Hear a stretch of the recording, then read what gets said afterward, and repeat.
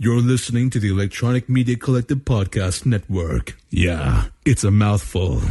For more great shows like the one you're about to enjoy, visit electronicmediacollective.com.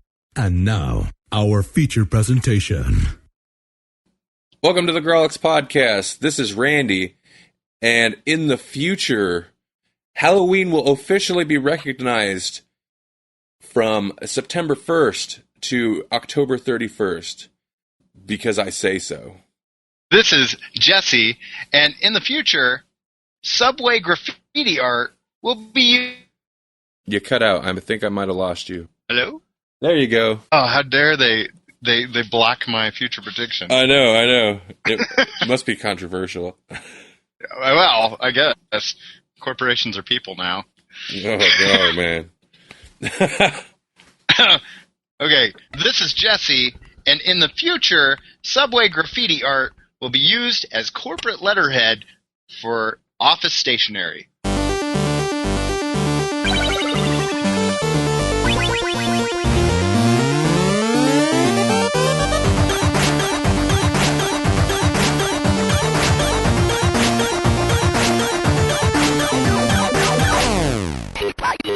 Yeah, that is why it cut out. Okay, that's funny. Yeah. Yep. Occupy Google Hangout. Well, at least business, the world of business would look a lot cooler. Yeah, they would. Work on that, guys. Get it going. I mean, if you're going to be people, at least be interesting people. Yeah. So, Jesse, it's October. What? Oh, or at least it will be when people are hearing this. More like Oddtober. Oh. I don't know what that means. It was. I don't have any other ones outside of Rocktober, but that's not what this is. That's something else. No. That's something else. Far less cool than Oddtober. Yeah. In fact, that might be the podcast name already right off the bat. The episode title. Well, except that it's an even number podcast episode, right? No, it's number 9. Oh! You know, Oddtober. October number 9. So, before getting into our usual, we have a fantastically horror-filled episode for you this month, as would be appropriate. Yeah, because that's what we are. Appropriate. All the time. All the time. We could meet your parents. You can invite us over for dinner. We will eat with the... We'll bring flowers. Yeah, we'll eat with the proper fork. We will say hello and how do you do. Bring a wine that goes good food pairing-wise. Yep. Only responsibly drink 1/2 glass of that wine. Right.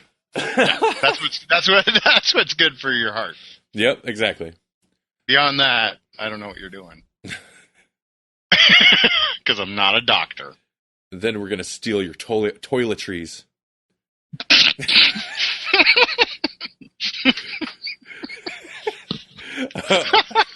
I almost did a spit take there. Like literally, I was taking a drink. You said toiletries. That's funny. All right, no, yeah, we got lots of good comic books. We got some webcomics to talk about. But first, we're gonna catch up on what we've been doing. What's new with you, Jesse?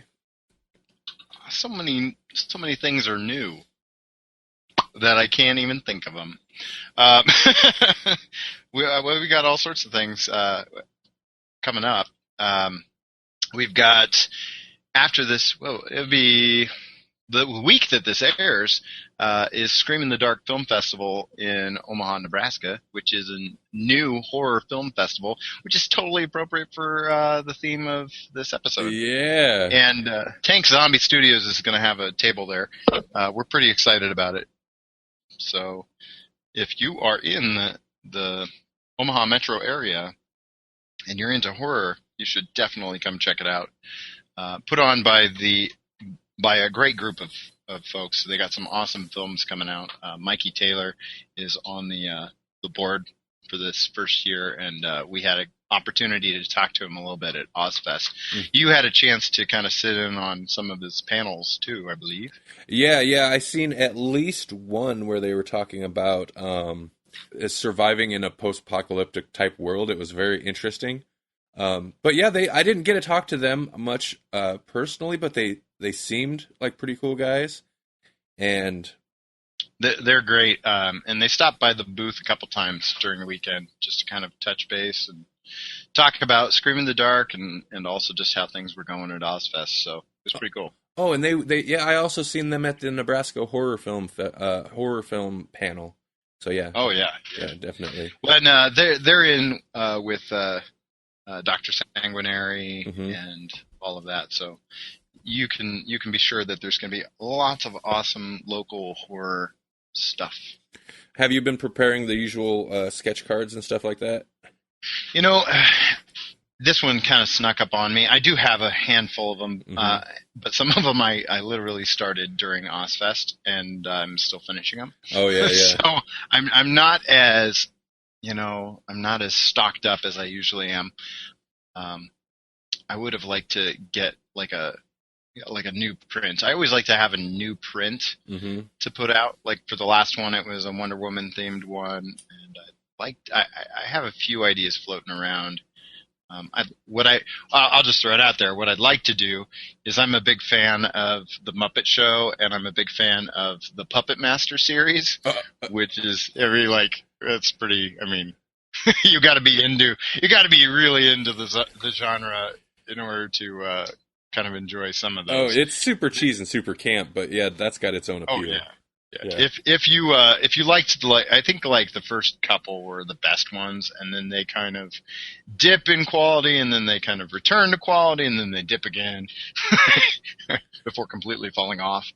And so I was thinking it would be really fun to do like a like the Muppet Show opening, like when they do the title card on the Muppet Show, and then they open up the O and like Gonzo jumps out or doesn't jump out, but he like hangs out of the O. Yeah. So the idea is I want to take Andre Toulon and change it from the Muppet Show to the Toulon Show in terms of the text, and then have like the puppets kind of hanging all over the title card. Oh, nice. I think that would be a fun print, I think. Yeah, for sure. So if you're a listener and you're good at art, don't steal my idea. Yeah. You jerks. Nothing like threatening the listener right off the bat. Man. Hey. It's fun because, I mean, they're not going to talk back, at least not immediately. Yeah. Oh. Yeah. And they're like, "Hey, I was one of the dozen people that actually listened to the show, and you just insulted me." You just insulted me. Well, you know what? I'm about to start resorting to that tactic just to get some emails at letters@grawlixpodcast.com. You're going to start saying controversial things? I'm going to start saying controversial things. Like, okay, I got nothing. But like corporations aren't people. Corporations aren't people. See what we did there? Now you have to argue about it. I don't know who has. Never mind. I was about to say I don't know who has. There's people. Oh man. Okay. Yeah. Okay. That's not what this is for. Yeah, no, I know. I guess I'm just gonna have to start being nice to the fans. We don't have fans. To the audience again. You wait. They're gonna be wearing like shirts that have our visages on it. That'd be so weird, right? Yeah. Like there'll be like the cartoon Roundup shirts. They'll have like animated Randy on a shirt.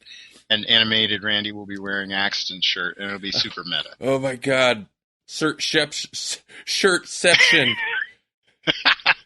Yes. I don't even know how you know if you're still in the dream there. Well, I think the only way you know is if you're topless, you've made it out. Well, yeah. But then, clearly. But then, literally topless. But then, twist ending. There's a tattoo of a shirt on your chest. You can never get out. Never. But you get, the flip side of that is no one can ever pull the shirt back over your head so you can't see, and then like pummel you, schoolyard style. Yeah, you're right. That's one worry. Shirt-ception's not all bad. That's something that I worry about every day. That and pizza. Yeah. Because it's all pizza. It's just a general. Nice. It's just a general concern about pizza. Mm-hmm. I find myself in the middle of the day be like, "What? What about the pizza, though? What about the pizza? And who stole all my toiletries?" They seem like such nice boys. They did. They come in. They started talking about Shirt-ception, and then they ran off with our toiletries. That's why we don't have any fans. Wow. Holy crap. This really got random. I like it. So yeah, Scream in the Dark. So if you're in the middle of the country, middle of the U.S. area around Nebraska, Omaha, Nebraska, there's still time after you hear this. There'll still be... Yeah, it's screaminthedarkomaha.com. Oh, there we go. So that's how you can find out, get tickets, those kinds of things. I'm not certain if they're still selling tickets online, but there will be information about how to get them. Yeah. I don't know if I'll be able to make that one or not. Yeah, it's coming up fast, and it snuck up on me too. But I'm pretty excited about it. It's just the 2 days, and the vendor room is open a little bit later. Mm-hmm. It looks like vendor room is open on Saturday from 10 to 9 p.m. So it goes a lot later than a lot of these cons do. Yeah. And then Sunday 10 to 6. So it runs decently late even on Sunday. So kind of cool. Also, looking ahead for a change, we just confirmed. Tank Zombie Studios just confirmed a table at British Fest for 2015. Oh, nice! So, that's awesome. Yeah. I think it's in July this year. You can figure that out at BritishFest.com, I believe. It's going to be bigger. It's going to be at the Mid-America Center, and if you're part of the Facebook group that they have for British Fest, he's already working on another Dalek and the facade to the Baker Street door for Sherlock fans. Oh, nice. Heaven only knows what else. So, do you think in the UK they have America Fests?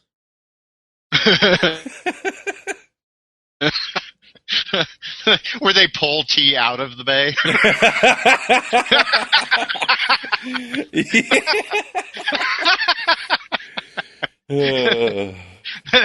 There's controversy we needed. No, yeah, that's something that's been brewing for a while. Oh, well done. That's on a level. That's a level of pun I usually don't. That was good, sir. Yes. All right. What's next? The podcast day. Oh yeah, right? Yeah. Well, I mean, you talking about podcast day? Yeah, we can cut this. Well, I don't know. This will come out the day after podcast day. Right. Yesterday was National Podcast Day, internationally. Internationally, nationally. No. Yeah, I assume. I just kind of have to. I assume everything online that's like an online movement is international because really it kind of is. Yeah.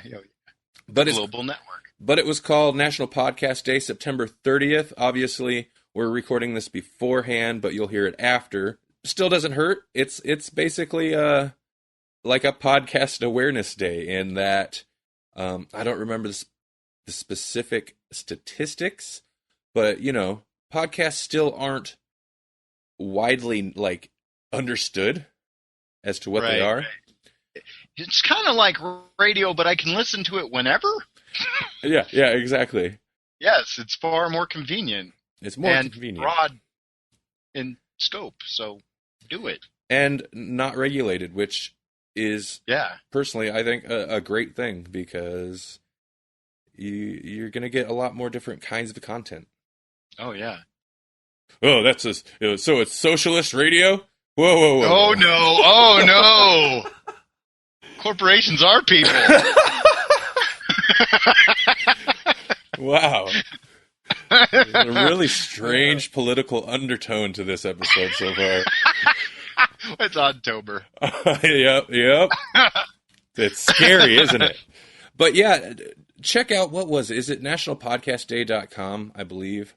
If I'm wrong, I'll fix that. But and they're on Twitter and all sorts of things. Yeah, and they're pretty awesome about retweeting my stuff and saying thanks and blah blah blah. So I noticed that today. They were really not just retweeting, but responding too. Yeah, that's always nice, because it means they're actively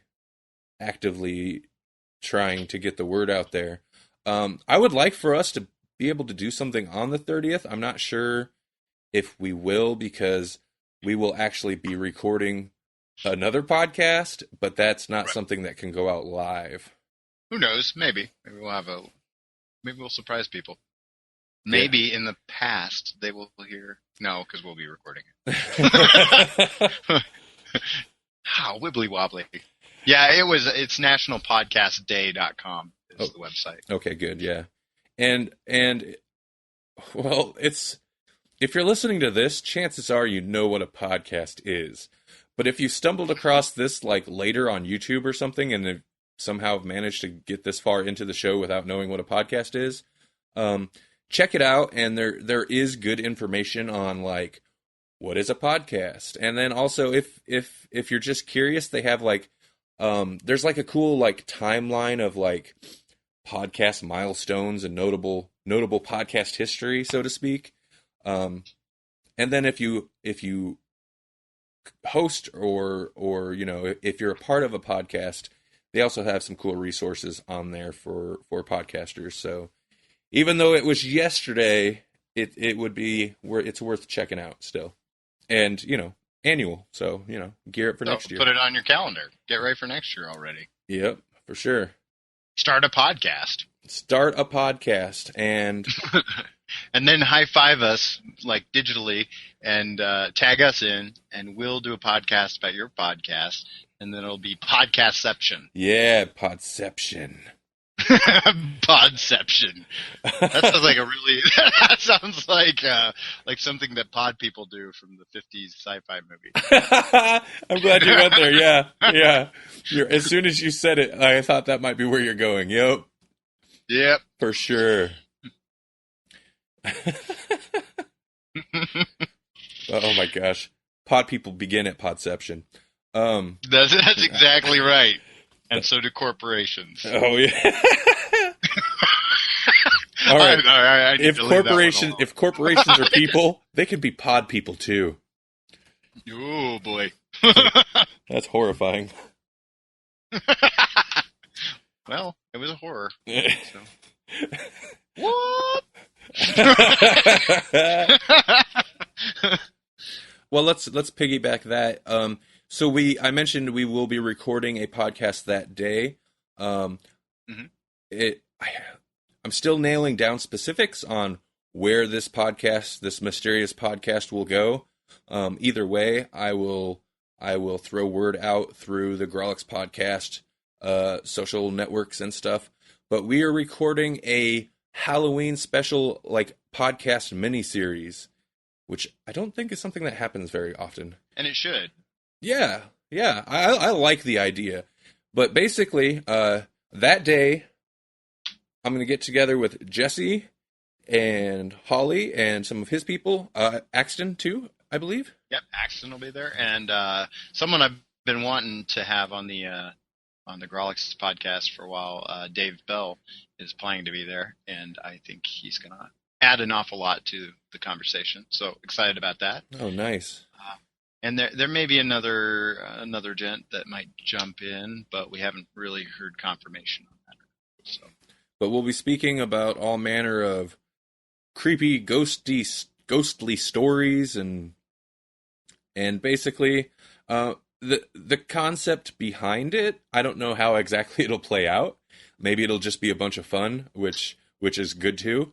But the concept behind it was like, you know, those moments when you're sitting around with friends and you start talking about odd experiences you've had, or like ghost stories or different stuff, and you just all kind of creep each other out. I want to filter that into a recording, and that hopefully will make for some cool Halloween time podcast shows. Yeah. Hey, maybe we'll make a tradition of it. That would be cool. Yeah, for sure. So one episode will be featuring Jesse and his crew, and then the other episodes I will have some other people on. It's looking like it'll be 3 episodes. So 3-episode miniseries in October, and if you guys are interested in that, I will let you know when we get closer to releasing those. Awesome. And speaking of the Grawlix Podcast social network, we're all over the place, and we need you to follow us, favorite us, like us, pin us, all sorts of things. Yes, we need you to, because it just helps. It helps our self-worth. Yeah, we feel like we're doing something. Yep. We feel almost like a corporation at that point, like real people. Like real people. We're not real people. Like real corporation people. Yep. Until we have shareholders. I said I was going to leave that alone, didn't I? Oh, it's too fun, though. It's too fun. It's too fun and too ridiculous to not leave alone. But yeah, hit us up on Twitter at Grawlix Podcast. We're on Facebook, facebook.com/Grawlix Podcast. And the newest one, and YouTube. Hit us up on YouTube. That's not really a social network, but there's tons of stuff going on YouTube. We can talk about that later, maybe. Yeah. And then the newest one is Pinterest, which I've actually really been enjoying having a Grawlix account on Pinterest, but check that out. There's all kinds of cool artwork and pictures. And one of my favorite things about Pinterest is, other than just sharing the art, it's like a fantastic way just to share links to cool websites where, because if you click it, it'll have a link to where that picture came from. And yeah, there's a lot of cool stuff on there. Smaller Totems is on there. That's a webcomic that we recommended a while ago. They're on there, and I think they're following us. I'm following them. They have some cool stuff to look at. So it's awesome. Very cool. Yeah, it's kind of like if you're kind of on the fence with Pinterest, it's like what Twitter and Facebook is, but with more visuals. Yeah, more visuals, less of those text funny. Wall. Yeah, exactly. Nothing against text walls, Twitters. Yep.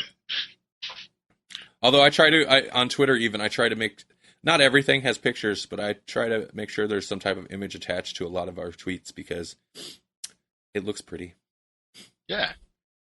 Like the poll list. What's up with this tie? Did it break? No, it is still an 8-way tie. Well, you know, I've got an easy way to solve that. Yeah. You guys mentioned and this is going to be a pseudo segue. I don't know if you wanted to save this for later, but on the Grawlix, I recently listened to the Grawlix Night episode on the YouTube channel, and you guys mentioned the D&D, my D&D connection. Mm-hmm. I have an 8-sided die. Oh, nice. Which we can use to figure that bad boy out. Oh, nice. All right. Well, and I've got the pie chart up on my screen. Oh, do you? Okay. Well, I will. Yeah, that you posted on Twitter just a bit ago, or yeah, an hour ago. That's a good looking pizza pie. That is a beauty. That's how I like my pizza sliced, in only 8 pieces.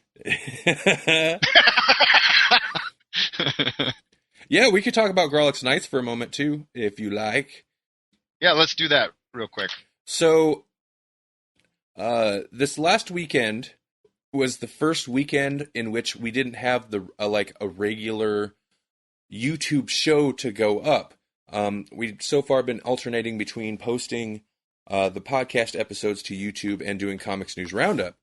So, Melanie and I recorded a special YouTube exclusive bonus, you could call it a mini podcast episode.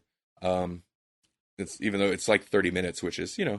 it's not as many as I had planned, but it's called Grawlix Nights. I love that. I literally laughed out loud. Oh yeah. I had a good time with that. Well, I was trying to think of, after the title came to me, then I had the image of the cursive knights on the side. And Yeah. And you seemed to enjoy that, and we talked about David Hasselhoff. Yes, Baywatch Nights. I don't even think he was in that spinoff, but Baywatch had the Baywatch Nights spinoff. It's the struck Hoff. me as funny. Yes, yeah. You can't handle the Hoff. You can't handle the Hoff. So then I had to come up with that intro little video. It just seemed so appropriate with the saxophone. But so check that out, youtube.com/Grawlix Podcast. Yeah, Melanie and I had a lot of fun recording it. She missed out on the Origins episode because, like today and most days, she doesn't get to come in till about halfway through the episode. So we never really got to talk to her about her comic book reading origins and habits. So that's kind of how that started, and then it turned in, we talked about that for about 15 minutes, and then you get about 15 minutes of It's All Pizza. I got a feeling that's why people come back, is for pizza. I think so too. If you want people to stay for like an after work meeting and not get paid, there better be pizza. Exactly. You hear that, corporations?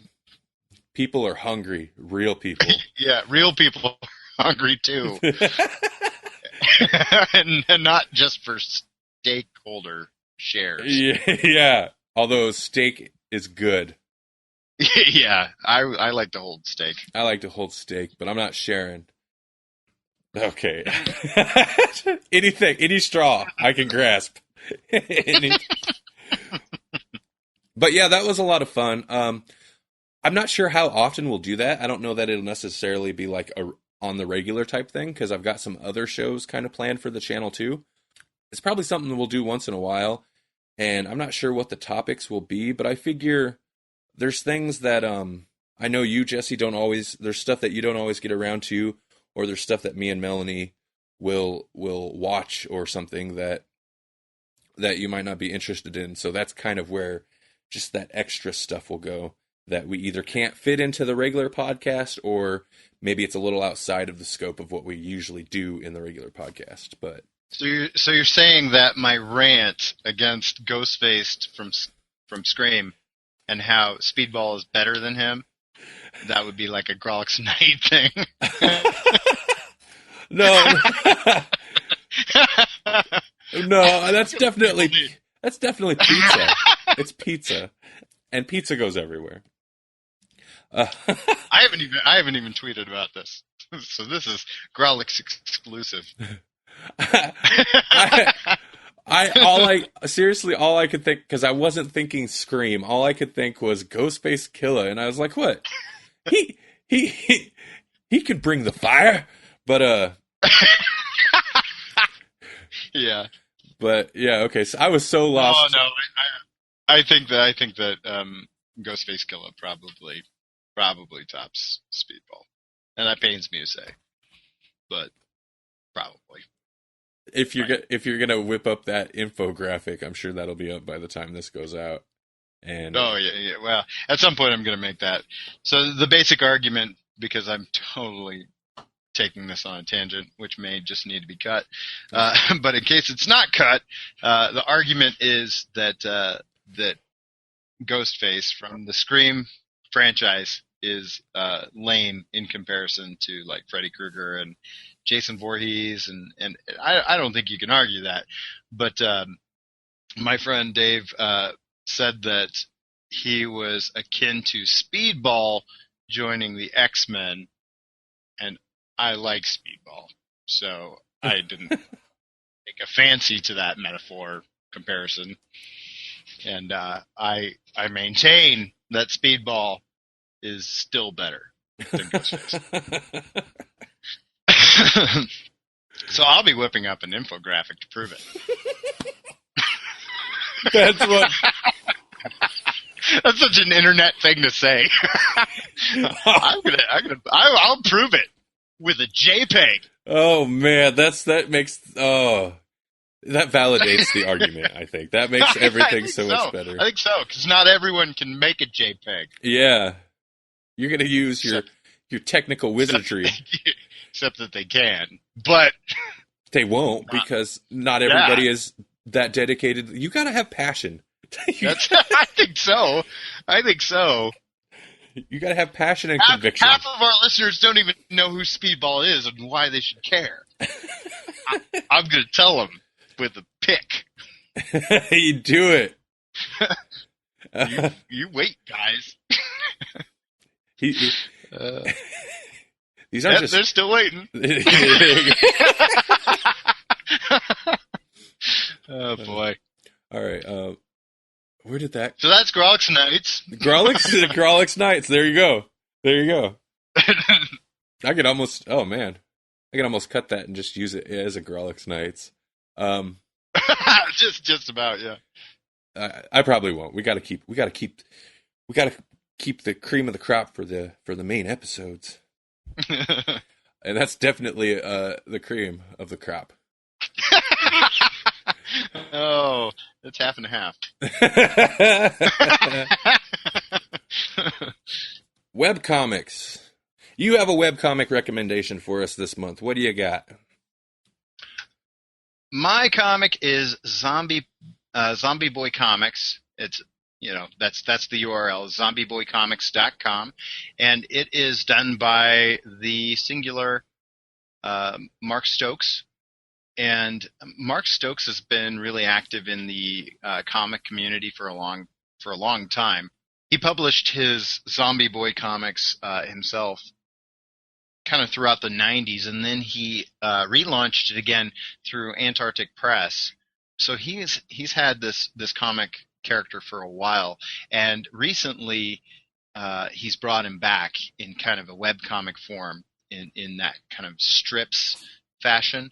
And it's kind of like, I thought I was the only one that made this comparison, but I read an article on Bleeding Cool about Zombie Boy, and they made the same comparison. So it's just a good comparison. It's basically like, what if the Addams Family was crossed with Peanuts, Charles Schulz's Peanuts. And if you can, the thing that's really cool about a good webcomic is that you can jump in anywhere. You can jump in on the one that he has up right now. If you just go to zombieboycomics.com, you'll see a comic, and you don't even have to know who the characters are, and the sight gag is still going to be funny. In fact, this one really reminds me of kind of the one that's on the screen for me right now is like it's kind of like in a fishbowl type of situation where you've got like a treasure chest and like a little mini tower, and there's this turtle on top of the tower. He's like a scout. And this character jumps out of this treasure chest that just happens to be sitting down at the bottom, at the base of the tower. And he first he waves the surrender flag so that the scout puts up his weapon, and then he pulls a super soaker out of the chest and then blasts the turtle. So it's very spy versus spy in this one, and so you get a lot of fun sight gags and things in his strip. He's definitely kind of a throwback in that he actually draws and inks and letters everything by hand. Oh, nice. Yeah, so I mean, and knowing that, I think really enhances the experience because there's just not that many people out there that do that anymore. Yeah. Some people start out doing that, and then they go ahead and they start using fonts to letter their comics. Some people do it retroactively and start with, reverse that. They'll start with fonts, and then they'll eventually realize that they can be selling originals. They'll go back and learn how to letter. But Stokes just does a really nice job of having a clean, awesome package with every strip that he produces. And one of the reasons that I really wanted to, recommend him this month is that right now he has a Kickstarter going on, and it's going to continue to go on until the 15th of October. So as you're listening to this podcast, hopefully there's still time to go ahead and back him. I think as of this podcast, he's not quite met his goal, but he's rapidly approaching it. I've backed it, so I'm not just talking about it. I believe in it, and I believe in his work. So I highly recommend it. I recommend it with my own money. Nice. So definitely check that out, and you can find out about his Kickstarter. It's right there on his website. So if you go to the website, you can see right at the top of the page a banner link that will take you right to the Kickstarter, where you can find out more about how he's creating a book, his first volume of collected strips for Zombie Boy. And there's a lot of really cool incentives to be a backer, including, pre-ordering the book, which is, what I think a lot of people will do. But if you're just kind of want to give it a try, you can also get the DRM free PDF, so you can get it digitally if you're not sure that you want to commit to a book. You can also, if you want to go the other route and get all the exclusives, he's offering everything from free sketches, free included in the pledge, to exclusive postcards and bookmarks and original artwork from the strips, which, that's one of a kind. When you get the original, no one else has it. He's a super class act. He's been involved in the industry for a long time in so many different ways, and he's still doing it, and he's still innovative. Like, he's taking this very simple comic strip style, very Peanuts-like, and he will even take it and he'll animate it. Oh, nice. So he's playing with a medium where he's doing it real traditional style. He's doing everything by pen and ink, and then he'll animate that. So I think that I'm just spellbound by that. Definitely check out the Kickstarter. Definitely check out the comic, and support Mark Stokes, because he does incredible work and he's a nice guy. Hit him up on Twitter. I think his Twitter handle is @Crash with a K, so KRASH, and then _ POW, POW. Yeah, definitely follow him on Twitter too. He's a friendly guy and very interactive on there. He'll engage. I think one of the things I most appreciate about him is that he has been around. He's been around the block, and he knows what he's talking about, and he doesn't talk down to new creators or creators who are pretty fresh to the game. He kind of puts you on the same level as him, and it's like, I don't know if I'm even in your league, dude, but I really appreciate the fact that respect that he throws around to everybody that's giving this a shot, because he knows how hard it is. So, very cool. Yeah. Zombie Boy. Yep. I'm bad at closing my reviews. I'm just like, hey, go do it. That's okay. ... I'm bad at the big middle chunk of a review, called the review. All right. I also have a webcomic recommendation, and much like the last one, this is very Oddtober appropriate.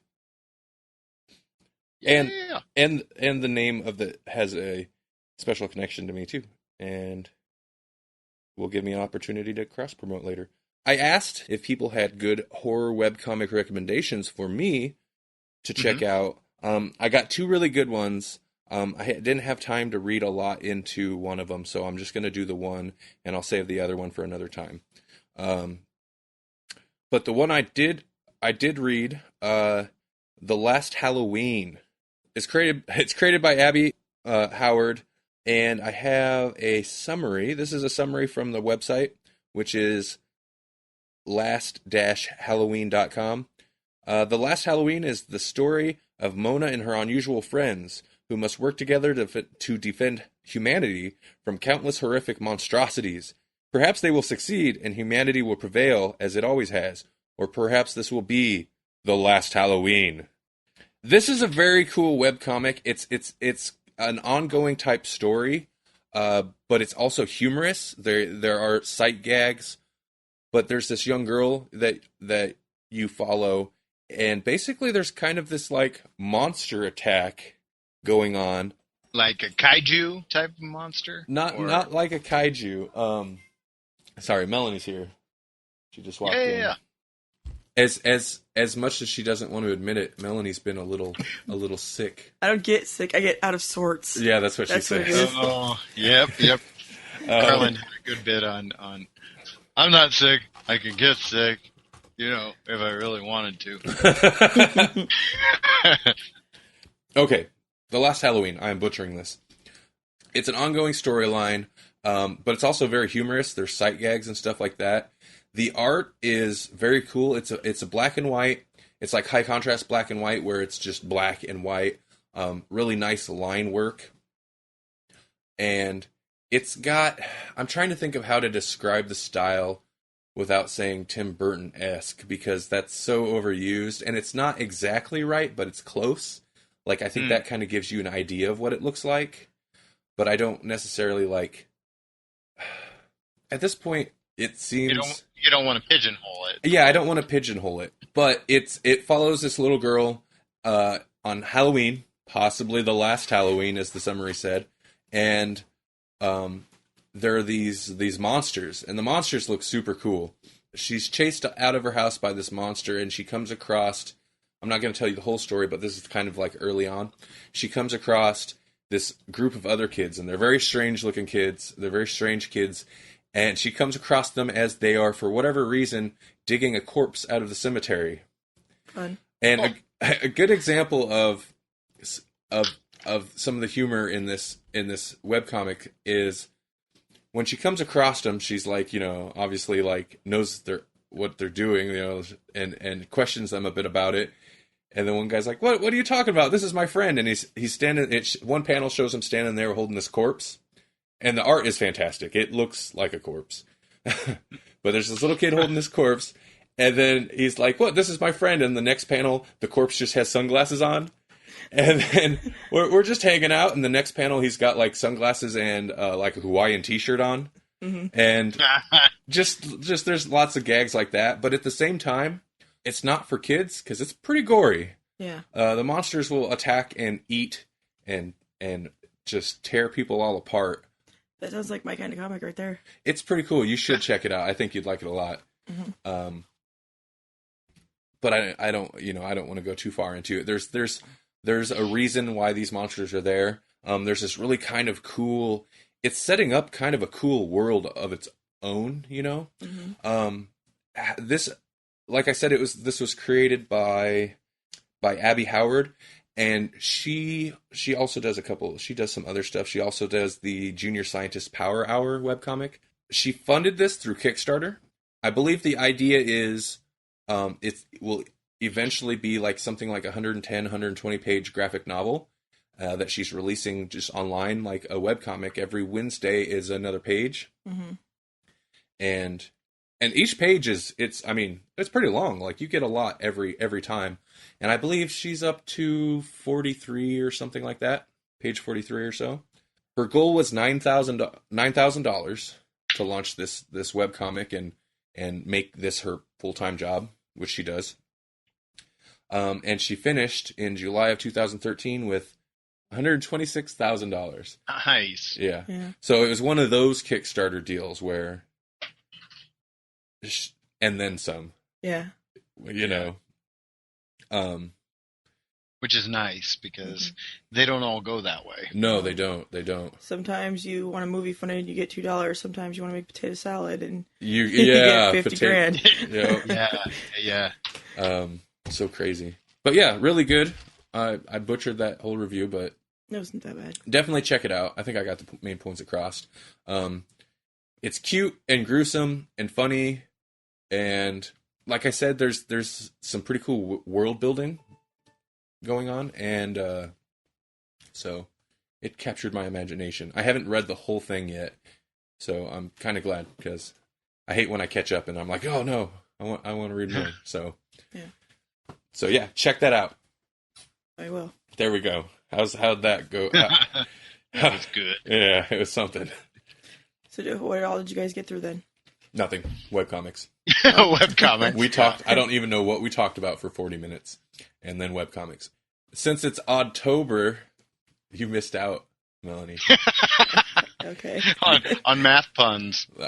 Oh boy. Since this is our Halloween episode, we're gonna follow up those 2 horror-themed webcomics with horror-themed comics. What? What? What's kind of cool about this transition is that the cabinet was actually a Kickstarter funded comic as well. I know, right? Right? It's like we planned this, man. All right, so full page bleed out. You introduced me to this, the cabinet, and so give us the setup on how you came across discovering the cabinet. Well, I came across it because I am a fan of Kelly Williams, and he's the artist for the cabinet. And so when he started promoting this on Twitter, I had to check it out. And I really like the premise of it in that it's a horror story that is based in they build it and they marketed it as this historical based horror story. Mm-hmm. And so I kind of like my horror to be either totally removed from reality or steeped in reality, because I think that the stuff that's steeped in reality is scarier. Mm-hmm. Like if it could happen, then ooh, that's creepy. Or I just like it to be outlandish, like, like Nightmare on Elm Street kind of thing.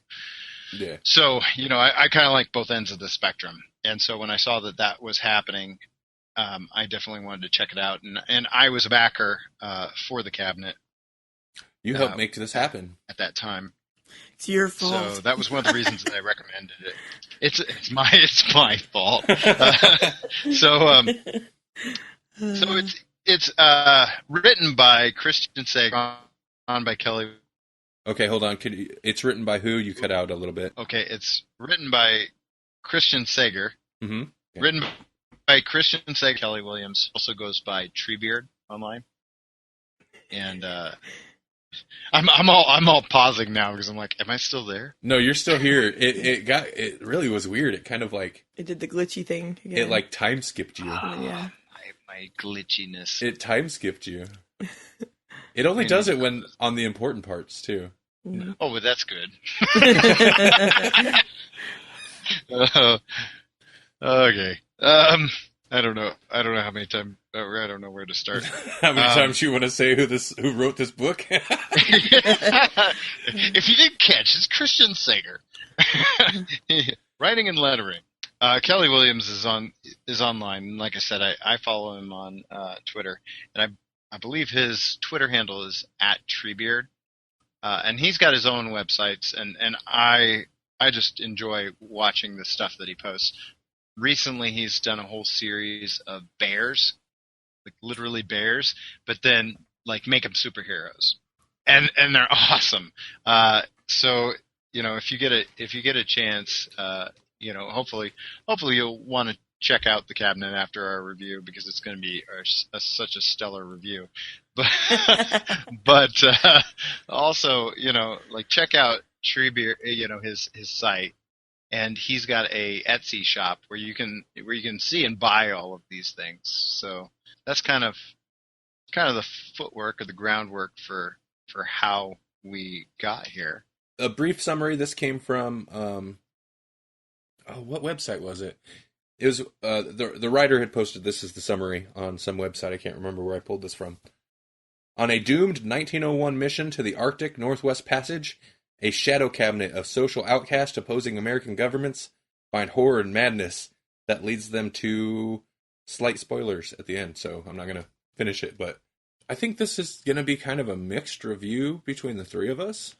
I'll go ahead and start and say I liked the book, but I had issues. Some of those issues were probably my fault, much like Duncan the Wonder Dog issues. But I will start, well, maybe I'll start with the negatives and then end with the positives for myself. My issues with the book were, I liked the artwork. It looked nice, but I had trouble distinguishing certain characters from each other. There were like three of the males looked very similar at times. Right. And I kind of mixed them up a little bit. Like the one character towards the end who kind of goes off on his own and he has this very strange experience. The major spoiler there would be, Yeah, I'll try. I don't want to spoil it, but I didn't realize that character was that guy until like right at the end. I was like, oh wait, that was and like I said, that's probably my fault. But I did get confused, and also there's the two ladies on the ship. I mixed them up occasionally. When the one lady had a gun in her hand, I knew it was her. But but I had trouble. I had like I said, I liked the art. It looked good. The place, like the scenery and everything, looked really good. I didn't ever have any trouble there. There wasn't confusion there. I think Melanie said she had a little bit of trouble when it would be telling the present time story, and then occasionally it would jump back to this thing that happened to an earlier ship. Sure, yeah. There's a flashback series for sure. Mm-hmm. I know Melanie had, I'm sorry, you could say it yourself, but I know Melanie had some trouble distinguishing that. I didn't have that trouble. My trouble was with just mainly with the characters at times. Yeah, well, I had a little bit of trouble with that, mostly with the chicks. Again, like you said, if that one chick wasn't carrying her gun, I was slightly confused about who was who. Uh-huh. And then only a couple times with the guys. And I think it was really just the first character you're introduced to, Mm-hmm. and then the one guy that had an obsession with the one chick. Anyway, I got those two confused once or twice, but no, it was like I don't know if I just wasn't following well, but at least because I actually went to flashbacks a couple times, and it's at least one of those times I know I was like confused as to what was happening. I was like, wait, these characters don't seem all that familiar to me, and then I'm like, oh wait, no, they're doing another one of those where they found a book or a diarrhea or something of that nature. Not the one that they had when they left, but one that they found while they were there. And it took me a minute to realize that was what was going on. Was they were reading. You were essentially in a flashback. Yeah. But once I figured it out, it was fine. But I liked the story a lot too. I kind of wish they could have had more time though. I mean, like, I wish it would have been longer and more in depth, because there was lots of cool stuff that I wish they could have explored more.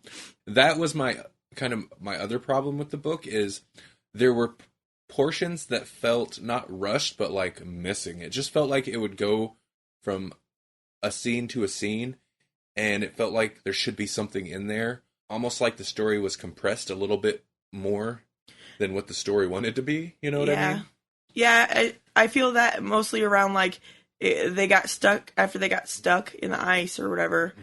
and then it was like, and now this is happening, and then that happened, and then this happened a little bit. You know, like the Native American and the one chick went off. I don't know when they went off, and then she came back, and I don't know, things happening. Yeah. But that kind of, I'm not sure if it was supposed to be that way, but I thought it was supposed to be that way to make you feel disoriented. But I don't know, I could be wrong. No, I assume so. Jesse sounded like he was going to say something. I'm sorry, yeah. Go ahead. Oh, no, I can jump in whenever. Like going back to the Kickstarter, I think that part of the reason that probably felt rushed is that I think it was. I think in a sense it was rushed because when they were putting this all together, Kelly Williams fell ill, and so this really pushed back the production of the whole thing, mm-hmm. and I think that probably had an impact on things. Mm-hmm. I think overall it does, it still tells the story, but I'm with you guys. I would have liked to seen what it would have been like if they I imagine that they felt rushed on this because of just, life got in the way, and then also, they had this Kickstarter that was fully funded and they had to start putting things out. Right. So I can only imagine that definitely played a part in the final product. My own thoughts on the art style and whatnot is that I think what he does is pretty good, but it's very hard to distinguish characters in a time period like this where they basically did all look alike, with the exception of the ship captain. Like, the ship captain was the one guy you probably weren't going to confuse with somebody else. It's also it's sort of a color book, but it's also sort of black and white because of the way that the colors are used. It's mostly black and white with some embellishment of color, and I think that probably doesn't help keep things real clear because like all the characters are either belong, in that regard, with it being black and white. It's like all the characters have black hair or they don't. Yeah, that's a good point. I think like a full color palette would have been it would have helped distinguish the characters. That being said, I did appreciate the style they went with on the color, because it's like you said, it's like black and white, with a tint. It's like a tint. There's a lot of blue or kind of, cool or warm colors. Blue or kind of a yellowish orangey color. And it's not just like they tinted the page, like the color was used in the shading and stuff like that, but a page would be all one color. And I liked that aesthetic quite a bit. I thought that was interesting. It, in a way, it made, since the story takes place, like 1901 or so, somewhere around there, it made it feel like an old time story because it had like a sepia toned feel. Even though, it wasn't necessarily just that, like, warm yellow sepia. It was, blues and stuff like that, and pinks and stuff. But I kind of I appreciated that look to it. And then, and I hate to, I don't want to, I want to get the negatives out of the way so that I can praise the book, because I did enjoy this book. The other thing was, and this kind of falls into the story feeling rushed, is the end came up out of nowhere on me, and like the end is very kind of abrupt, because you've got the story that goes on for however many pages, and then I would say the end of the book is like maybe 5 pages or so is what it felt like anyway. I was kind of thrown by it, but there's not a lot I can say about the end without spoilers, and I don't want to spoil it. Mm-hmm. I don't think it's bad. I was just not expecting it, and it, without spoiling it too much, the synopsis is that most of it happens in the Arctic, kind of, like the super cold area, and so the whole, almost the entirety of the book happens there, and then boom, jump to a whole new environment. Yeah, right at the end, really fast. So that's what took me by surprise. I had a thought, but it borders on spoilers. Just my comparison, like the ending. Yeah.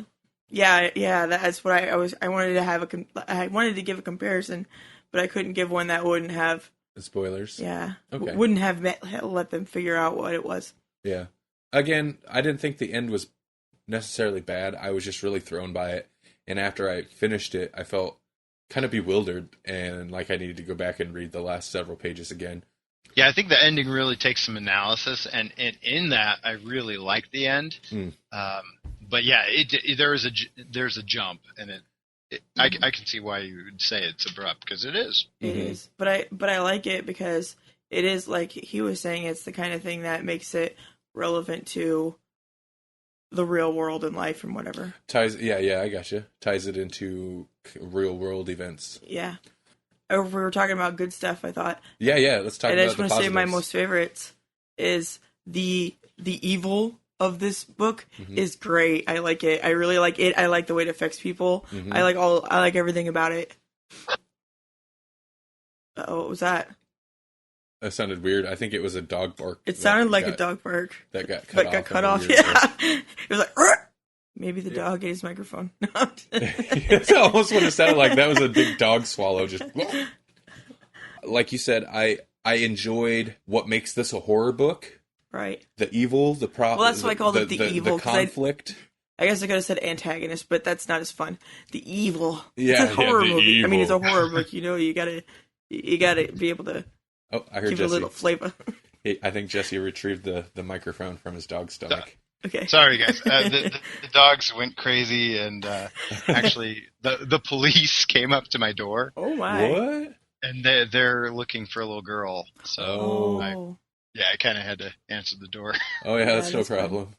Update. They found a little girl. She was fine, playing at a friend's house. And I really like the setup of this book as like a horror story.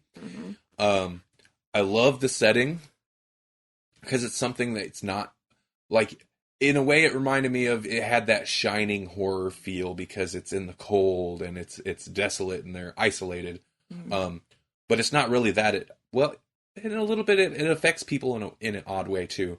But it's set on the ship and they're going out to the Arctic, and it was just this really cool setting that I think fits a horror tale very well. Oh, yeah. That hasn't necessarily been done before, or at least in stuff that I've seen. Yeah. And a lot of it is a very realistic type horror, because half of what is the threat here is that you're, particularly at that point in time, they're going out there into the Arctic, this life-threatening, where people just die because they go up there without any external like influence. I thought that was a great setup for a creepy story of some kind. Yeah, me as well. You were talking about not having seen anything like that, and I appreciated, and I don't think I even mentioned this to you, that it was set in the time period that it was, because I actually, when I first got my Kindle, I got a lot of free stuff that they had on Amazon, but most of it was like really old stuff. And I read at least one specifically, and then I want to say maybe there was another one kind of similar, that were basically horror themed things set at least partially in the Arctic. But they were both written in like the late 1800s, early 1900s. So this is like the perfect time frame for this to be set in, because it seemed to be a theme at the time. Because I do think they were doing quite a bit of exploration up there, around there. Like, I think that the character design's really pretty good, aside from, the obvious things that kind of make the characters look very similar. I think you guys probably talked a little bit about the political setting and how it all ties. We hadn't really got to that yet. I kind of jumped right into the Arctic stuff, and without touching on like the beginning, which is like the reason they're out there, which I found interesting too. So yeah, we haven't really discussed that yet. Yeah, they jump in and like it's all kind of at the behest of Teddy Roosevelt, which is fantastic. Yeah, right. It was like Teddy Roosevelt is such like the penultimate man kind of thing, So it's kind of crazy that he's got this band of misfits that he basically says, "Hey, you guys go wander around the Arctic for a while and find this thing." So that we can, like, use it as like a diplomatic gesture, and they're like, okay, yeah. I don't know. So I suppose I'm sort of making light of it, but I also really appreciated it. It's kind of an interesting, like they really tap into kind of the feeling, like the political feeling of the era, and how. What's the main character's name is West, I believe, and he's like a businessman, and so they all have this automatic disdain for him right off the bat. Like, I don't think anybody in the group really trusts him. And he has gone from this kind of anything to make a buck sort of stance to dissolving and liquidating his assets over the guilt that he feels for the way that he's done business. Mm-hmm. And so now everybody's like, what are you, some kind of socialist? You know, so it's crazy how that kind of mirrors some of the sentiments that are being held in the modern world. Yeah, no kidding. Which goes along with our odd political undertone of this episode so far. Yeah. See, it all comes full circle. It's all pizza. It does. It is. That's one thing. Like, I liked his character from the get-go because they do have that setup where he was basically like, ruthless businessman, like tycoon type, who then had like, for whatever reason, I don't recall if they get into why he had the change of heart. And then he was trying to make good in a way. Not even that. I don't think he could make good. He was just waiting he wanted to suffer for the things that he had done. That's what it was. Yeah. And that instantly made me interested and kind of like the character because it's interesting. He's a conflicted character. Mm-hmm. Who, and it's like you said, not that he could make good, and I think other characters even comment on that, where they're like, you know, you can do this and forgive yourself type thing, pretty cool character, at least, and the other characters are interesting too. Some of them you don't really get into that much. There's just kind of a few key characters, him being the one that you start the story with. Like Melanie said right at the beginning of when, you know, I definitely like how going up there into the Arctic affects people.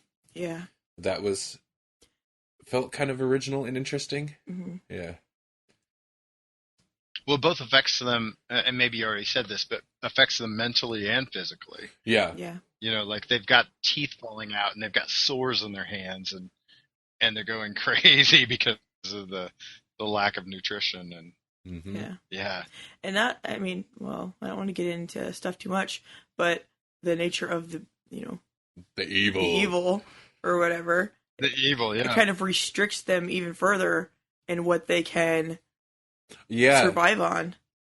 Yeah, exactly. If they believe in whatever is going on. Yeah, exactly, because it's not just they're stuck up there trying to survive, running low on food, is that there's this other element that makes it even harder for them to survive. Right. There's some pretty gruesome gore, and not throughout the whole thing, but there are definitely a few moments of gore that's pretty gruesome. Yeah, when it's bad, it's bad. Yeah.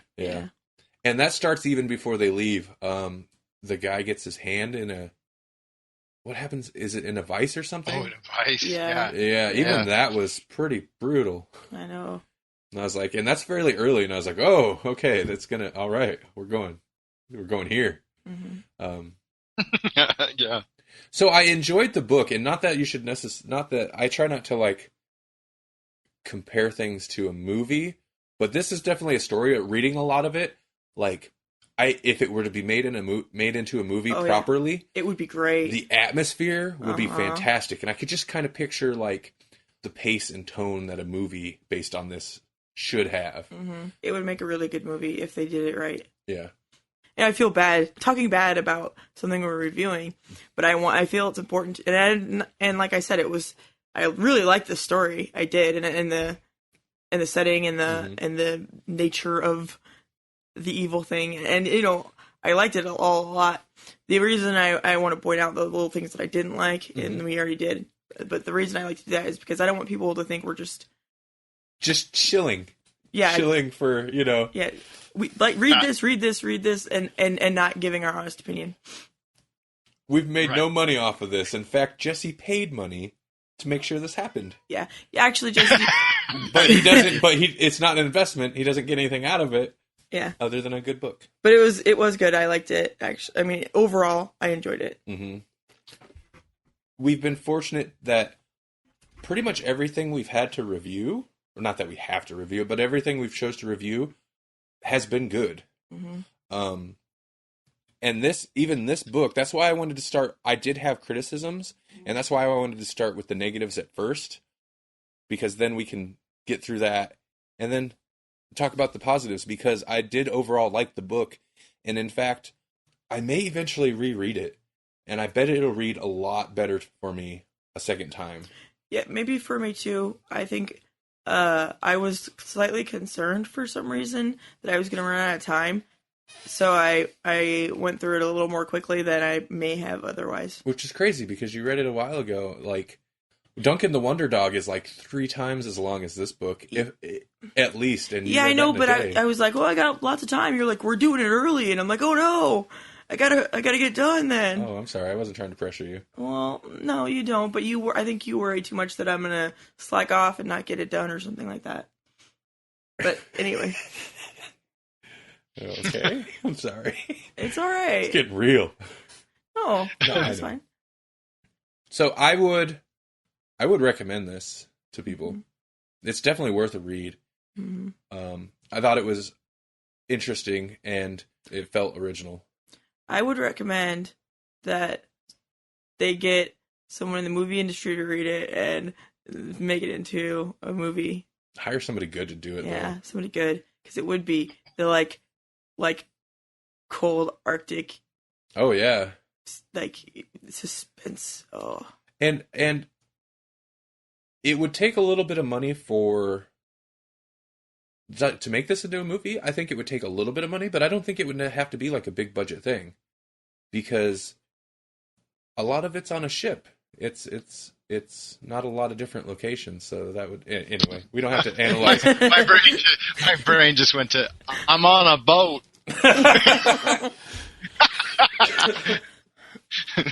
Because that's what my brain does.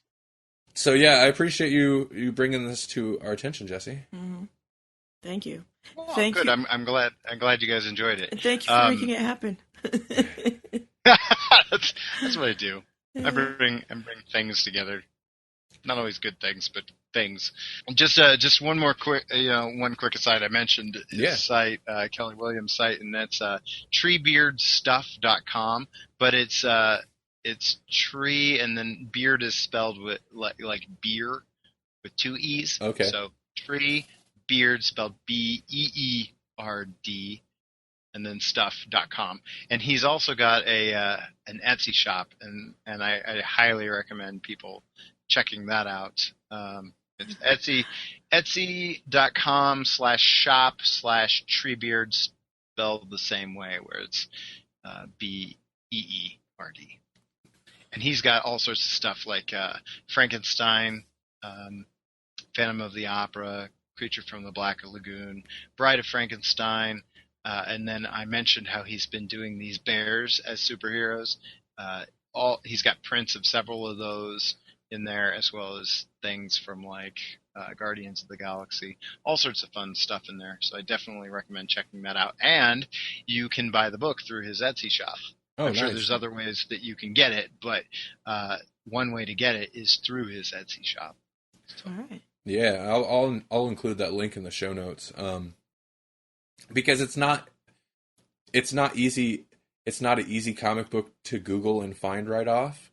I mean, you'll get the Kickstarter page, but the cabinet, it's just one of those titles that you're going to get all kinds of other stuff in there. You had mentioned the Kickstarter. Wait, was it this? That, one of the perks, I'm not sure if they call it perks on Kickstarter, but one of the perks for donating a certain amount was original art. Mm-hmm. One page that would be awesome to have that I really liked, and I don't know why this popped in my mind, is when the wolves come.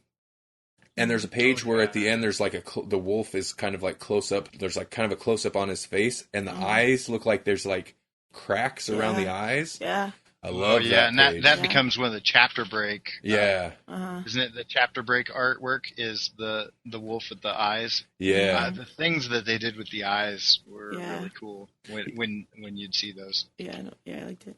There's a lot of memorable images in the book. Yeah. Speaking of, there was a moment where they're first on the ship. Where I'm sorry, I'm jumping back, but there's that interesting thing that he does with the gutters and the panels, where he's going below deck. I think it's west, and yeah. yeah, he's going below deck, and it's silhouetted, but it's like a white silhouette, and it's repeated, so you can see them going below deck in between the panels. And I thought that was kind of a brilliant way to do that, to carry your eye down through all those panels. It's right at the beginning of the chapter 3. Yeah, I agree. Yeah, I know exactly what you're talking about. I thought that was cool too. So that's the full page bleed out. The cabinet. Woo! Speaking of full page bleed out, we talked a little bit earlier about the YouTube channel we had Grawlix Nights and all that. Yeah. We spoke a little bit about that. Uh-huh. Yeah. Which I think was fun. Yes. Yeah. It was a good conversation. This isn't what I was going to say, but it popped in my head. There's a couple parts in that I left that weren't necessarily for the sake of like entertaining conversation, but occasionally, and I'll do it in the regular episode too, that I'll leave parts because I enjoy the dynamic between either, the three of us or on the Grawlix Nights, the two of us. Mm-hmm. I just enjoy listening to like the way we all communicate with each other. It's a robot of Sherwood moment where it's banter. Yeah, yes, exactly. It doesn't progress or add to a story, but banter. I think it's fun and fun and insightful. But I was going to say October. Hopefully, I shall have some YouTube videos on the Grawlix Podcast channel about horror movies.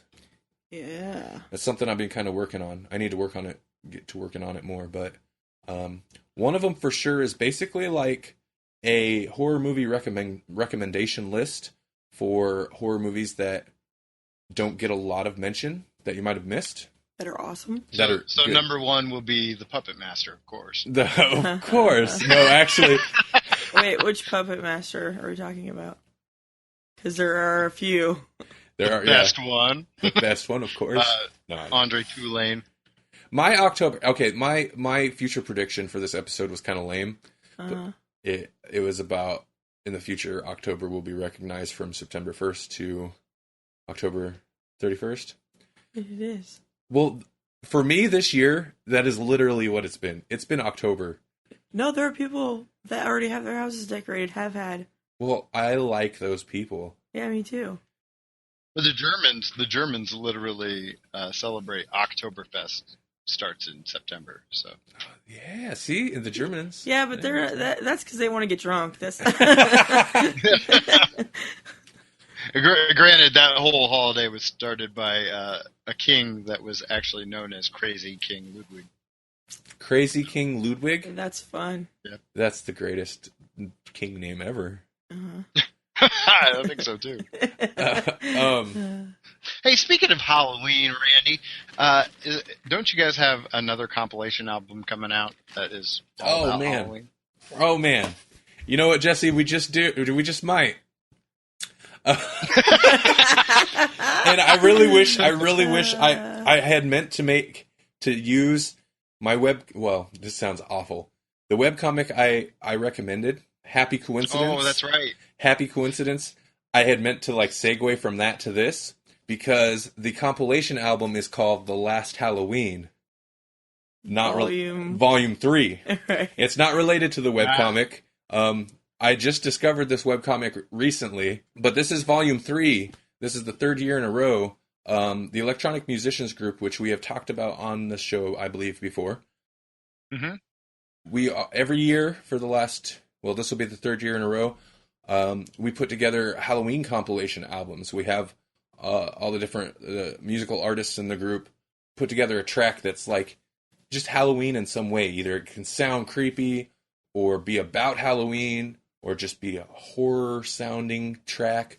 Basically, we put together an ode to Halloween every year by the way of this compilation album. And I don't remember how it came about, but the first year we called it The Last Halloween, and then we kept making the joke that, what are we going to do next year if we do another Halloween? Because we can't call it The Last Halloween again. And so there was all kind of jokes about, like, oh, just kidding, this is The Last Halloween. But I decided to take the easy way and just go by volumes. So Well, yeah. So the last Halloween Volume 3, it'll be a Halloween-themed compilation album. It's from the Electronic Musicians group, so you'll have like electronic-type music. But we also have metal artists. There'll be some heavy metal songs on there. There'll be some synth-wavy type songs on there, because I got something on there. There will be some trip-hop type stuff. There's all kinds of genres. Oh, and it's coming out today, October 1st, because that's when you're going to hear the podcast. Oh, okay. Yeah. You confused me for a I know. minute. That's because we're time traveling right now.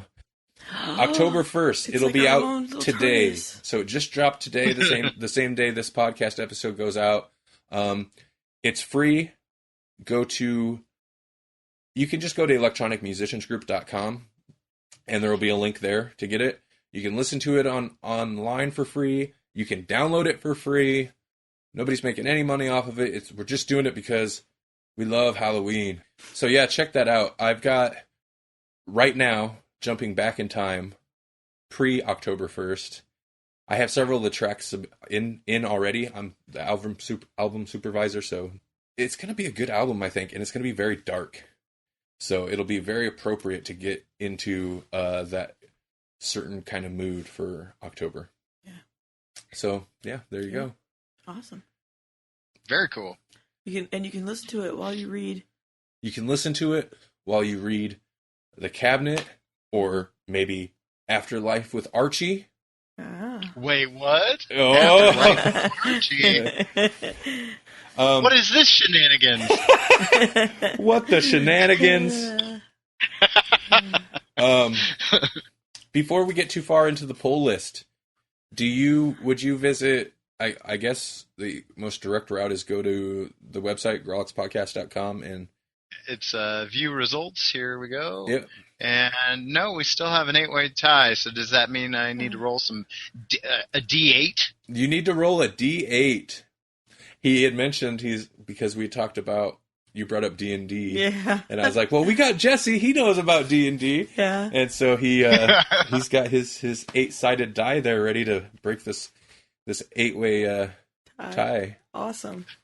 I don't want to brag, but I did have a dice bag within arm's reach. Because that's how cool I am. Okay, are we ready? We're ready. Uh-huh. Okay, let's see what this dice has for us. Oh, it's an 8. So the newbie on the list. Oh, yeah. Oh. Just Marvels. Marvels.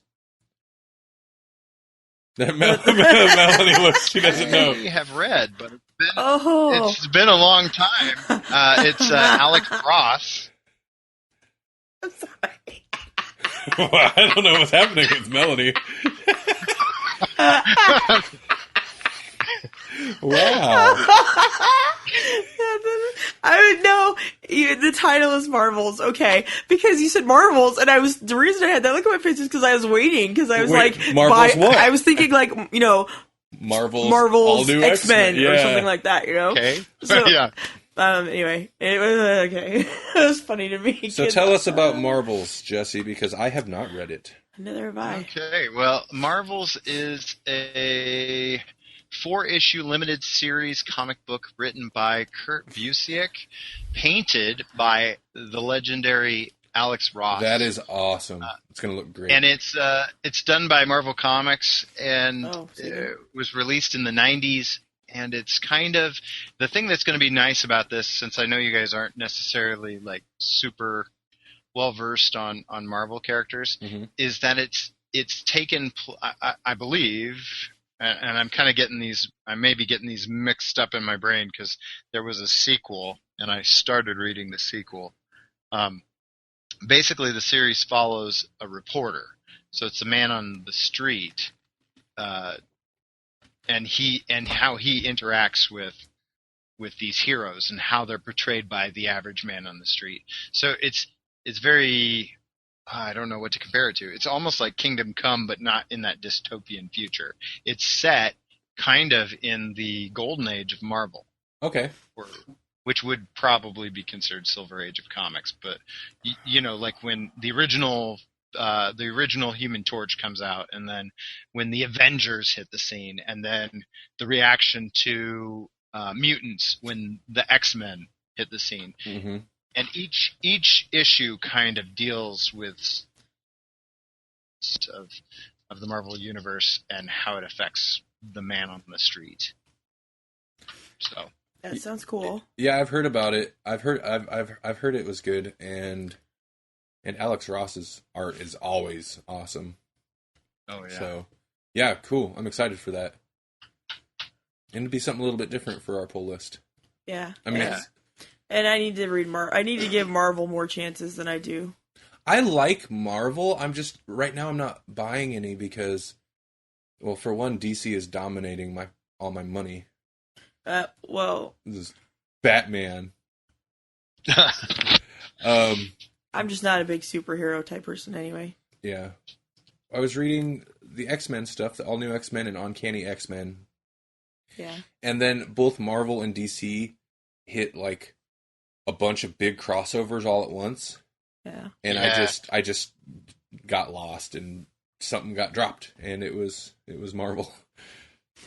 Well, it gets so expensive when they do that. Mhm. That you want all of that, but you can't. And if you don't, then you're missing part of the story, and nobody likes to feel left out. Mm-hmm.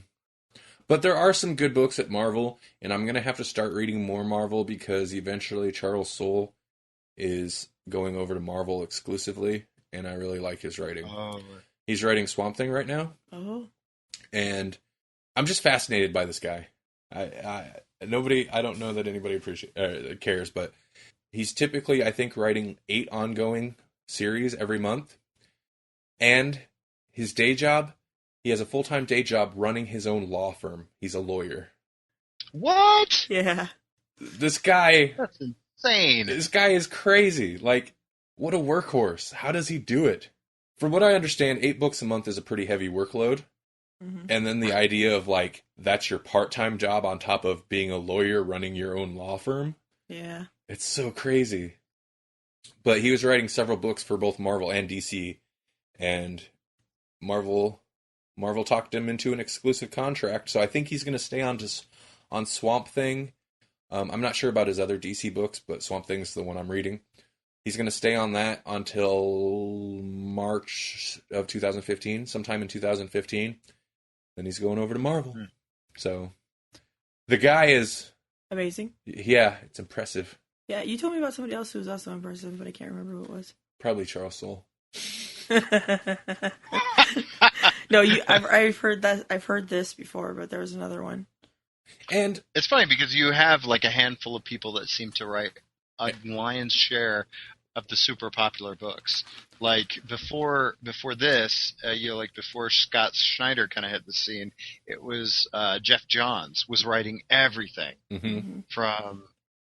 Well, he was writing The Flash. He was writing the whole huge crossover event, Blackest Night, with the whole Green Lantern thing, where all the dead heroes came back with black power rings, and yeah, it's crazy how like a handful of people, like Bendis, we were talking about how he is writing all new X-Men. Well, he writes mini-series events, and he writes at least 3 to 5 titles for Marvel on a regular basis. And then I think he does his own creator-run projects as well. Yeah. So I don't know how they do it. Yeah, Bendis I know for sure does at least the 2 X-Men books. He at least 2 of the like Ultimate Universe books. Yeah, he's kind of the guy on the Ultimate Universe. Yeah. He's the ultimate guy. He's the ultimate. Well, I don't know about that. He's the ultimate guy. It's just a good title. So it's Brian Michael Bendis and Teddy Roosevelt. Yep. Yeah. The ultimate guys. The ultimate. But yeah. Anyway, how did we get onto that? I don't know. Marvels. Oh yeah, we're gonna read Marvels for our next. It's all pizza For our next pull list, but our current pull list, we still have to talk about. Yes, we do. If you guys want to go ahead and introduce, I gotta go to the restroom real quick. Okay. So, do you guys want to introduce this? Or... Sure. Okay. So. Oh, wait, you know what? I changed my mind. Fine. I'm taking it back. I want to introduce this. Introduce it and then go to the bathroom. Because I have information. I did a little bit of footwork. Good man. Our poll list this month, also appropriate because it's Oddtober. Oh. Chills every time. Chills every time. Chills. Afterlife with Archie. Let's see. Afterlife with Archie is published by Archie Comics, of course. Started in 2013. From Wikipedia, a little summary. Afterlife with Archie depicts a zombie apocalypse that begins in the town of Riverdale.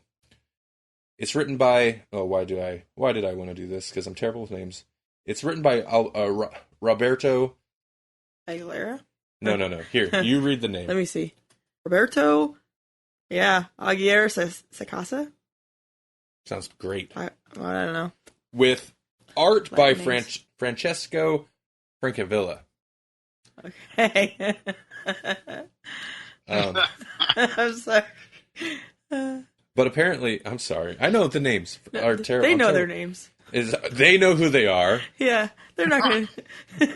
We're not robbing them of anything. It's not like because I messed his name up, it's legally changed now. Right. Rundall. What? Nothing. Would you say Milani? Yeah. Apparently, this is yeah. Quiet, just say.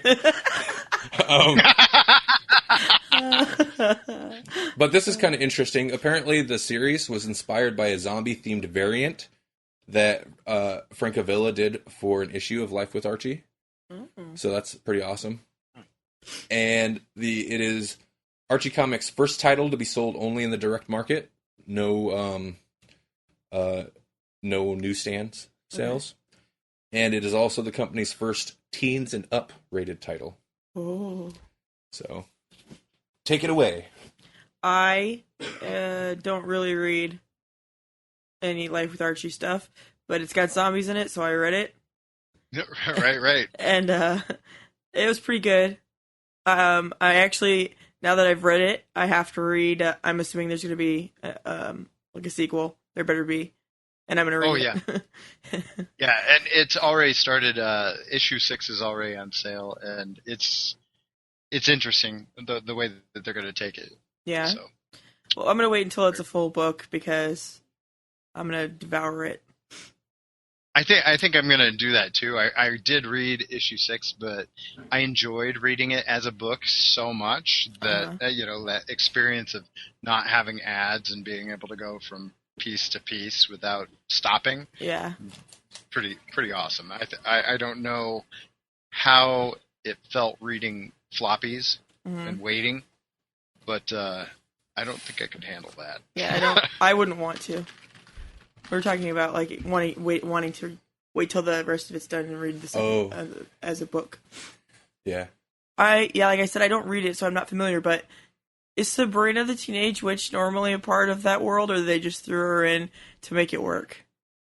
Well, I think that she's there, but I think she's part of the Archie universe in that she's published by the same company, and like they've always kind of existed alongside each other, but I don't think that there's always crossovers. Okay.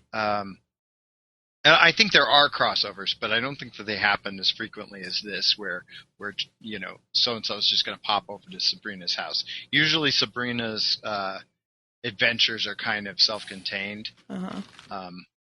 And the interesting thing is that spinning out of this, it's got a whole domain that is dedicated strictly to the Archie horror stuff. It's archiehorror.com, and they're going to be releasing, and I'm assuming based on the success of this, they're going to be releasing just a Sabrina title, and I think that's coming up, this month. This comes out in October. It's according to the website, Sabrina #1 will be on sale October 8th. So I'm actually pretty excited about that and have added that to my pull list. It's supposed to be a darker horror themed.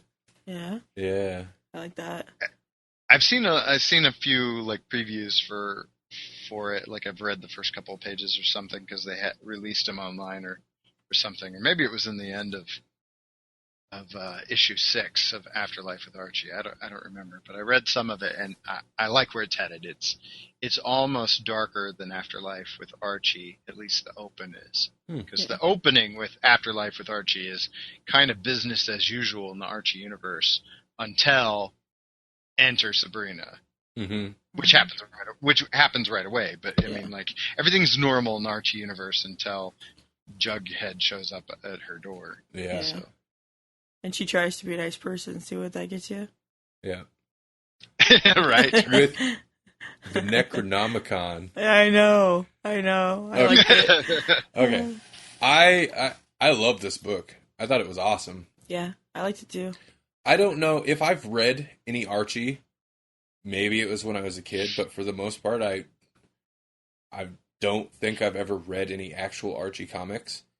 I'm aware of the main characters through, if nothing else, just pop culture like osmosis. Yeah, I think I might have like out of boredom at the store, flip through a little bit maybe, but that's it. They were kind of like, you know, I've probably read the most Archie of the group. I'm sure you have. I don't think there's a probably about that. Yeah. We as a family, we used to go on these family vacations. I want to say every year, but pretty close. We would go to Colorado, and we'd all load up in a truck and head out to the mountains because that's where Dad grew up, was in Denver. And so we would stock up with comics, and Archie was always an easy sell to my parents because, you know, you could get the Archie digests right there in the grocery stuff, the grocery store aisle. And, you know, that was something that would, you know, command our attention for a good chunk of time. It's something that, you know, all three of the boys could read, and, you know, it's a pretty safe bet, you know. I mean, as far as comics, like, you probably don't have to worry about, what's going to happen in an Archie comic. It's pretty, I don't know what the right word is for this, but it's tame. It's all ages for sure. Yeah, it's tame. Okay. Yep. Both. All ages and tame. It was. And yeah. Well, it was, and I think that's what makes this so brilliant. It's like it takes those characters, which, I mean, let's face it, they're kind of like, I mean, they're cartoons, but they're cartoons of a character too. Mm-hmm. You take an archetype like Archie and Jughead, and those guys are practically just like, they're like a two-dimensional caricature of something, you know, like Jughead is practically a more modernized Wimpy from the Popeye comics. Yeah. Yesteryear, you know, I mean, like they're always going to be the same. They don't change all that much, at least in those traditional Archie comics. You know, Archie's always going to be flip-flopping between Betty and Veronica, and they're always going to be chasing him. And Veronica's always going to be the rich girl that doesn't quite get it, and Betty's always going to be, you know, the wholesome girl next door type, and they all kind of fill a role, and they don't deviate much from it. Mm-hmm. But in this, you add that element of fear, and you're fleshing out these characters, and the only thing I can compare it to is suddenly the Archie gang, the Riverdale gang, becomes in almost a Walking Dead fashion. Mm-hmm. Where, you know, like The Walking Dead, at least the original premise was less about the zombie apocalypse and more about the people. Yeah. And I kind of feel that's the way that this goes too. I mean, the zombies are a huge element, but probably the more impressive feat is making Archie and the gang real. Mm-hmm. Yeah. For me, not having read, like I said, you know, not really having read it, the Archie stuff, what I found interesting, it seems true to the Archie characters and the way it is with Betty and Veronica and Archie and just the way they are. And then it, I think, other than just like the zombie aspect, I'm assuming part of like this book gets a lot of its shock value from then taking the Archie universe and not changing it, but It's like all their secrets, like all the things you joked about as the kid, like the two, a good example is like the cheerleaders. uh-huh. The cheerleaders who were always, like, they had their boyfriends and whatever, but you never saw them apart. They were always together. And so you always probably could make that leap that, oh, well, these two are probably together. Uh-huh. I mean, because that you never see them apart in the traditional Archies. Well, this straight up throws that out there. It goes there. It's like okay, Yeah. now that in the light of a zombie apocalypse, all bets are off. Mhm. The secrets are out. You always thought that these two, the brother and sister duo, were weird. They are weird. See, Yeah. okay, And here's how. I'm really And here's how weird. I'm really glad you mentioned both the cheerleaders and the brother-sister pair, because that was something I was unsure of. Like, I mean, I know Archie comics will not totally avoid, like, okay, the brother-sister thing, I didn't figure they really went there in Archie comics. But, like, the same-sex relationship stuff, I know Archie comics has not shied away from.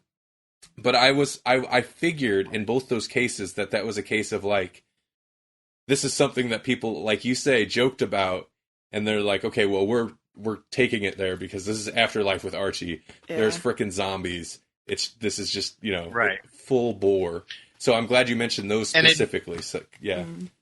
And I've got to admit that I haven't kept up super well with them in the modern age. So maybe these things have come out in other titles, other Archie titles. But as far as I know, like, those were just things that just seemed a little off in the original, like in the traditional series. And so now it's like, oh no, that's totally the way it is. So it's kind of fun for somebody that used to read.